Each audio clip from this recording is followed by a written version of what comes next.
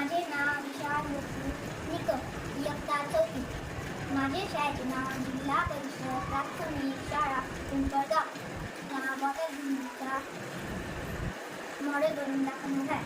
सगळ्यात प्रथम पहिले मी बॉटल घेतली, तिला 3 मुलं काढली, 1 2 3. मग टाकापासून आईस्क्रीमच्या काड्या मी फॅन बनवला, त्याला दोरी बांधली, मग फुलाला अटॅच केलं. मग मी बॉटलमध्ये फॅन फिट केला. मग फुलामधून दोरी बाहेर काढली. अशा प्रकारे मी फॅन फिरायला लागला.